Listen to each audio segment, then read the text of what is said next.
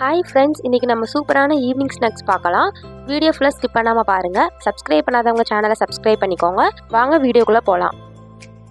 இப்போ நம்ம ஒரு பாத்திரத்தில் மைதா மாவு எடுத்துப்போம். அதுக்கு தேவையான அளவு உப்பு சேர்த்துட்டு கொஞ்சம் கொஞ்சமாக தண்ணி ஊற்றி சப்பாத்திக்கு மாவு பிசைகிற மாதிரி நம்ம பிசைஞ்சு எடுத்துக்கலாம்.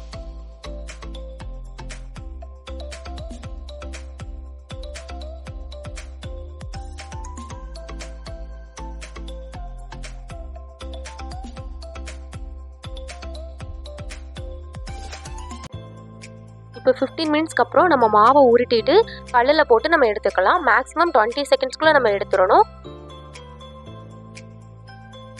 பார்க்க இந்த மாதிரி இருக்கணும். இதை இந்த மாதிரி நாளாக கட் பண்ணி எடுக்கும்போது நமக்கு ட்ரையாங்கிள் ஷேப்பில் கிடைக்கும். இந்த மாதிரி எல்லா பீசஸும் நம்ம கட் பண்ணி எடுத்துக்கலாம்.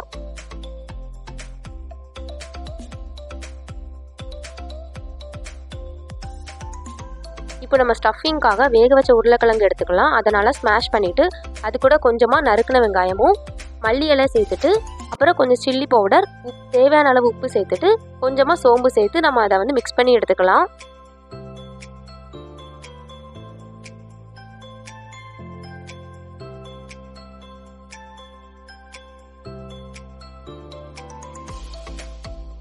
இப்போ ஸ்டஃபிங் ரெடி ஆகிட்டு இப்போ ஒரு பாத்திரத்தில் 1 கப் மைதா மாவு, கொஞ்சம் உப்பு, கொஞ்சம் தண்ணி சேர்த்து இந்த மாதிரி கலக்கி எடுத்து வச்சுக்கலாம்.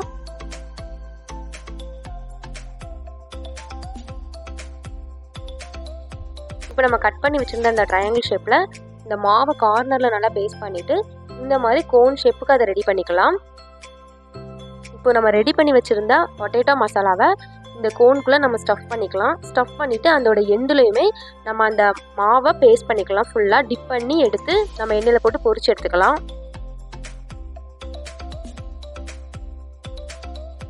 இப்போ ஒரு பேனில் தேவையான அளவு எண்ணெய் எடுத்துகிட்டு எண்ணெய் சூடானதுக்கப்புறம் நம்ம செஞ்சு வச்ச கோனை ஒன்று ஒன்றா போட்டு நல்லா ஃப்ரை பண்ணி எடுத்துக்கலாம். கோல்டன் கலர் வர்ற வரைக்கும் நல்லா ஃப்ரை பண்ணி எடுத்துக்கலாம்.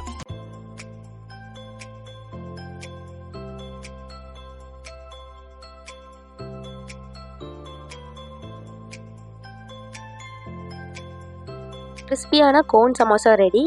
இந்த ஈஸியான ரெசிபி எப்படி இருக்குன்னு ட்ரை பண்ணி பார்த்துட்டு கமெண்ட்ஸில் சொல்லுங்கள்.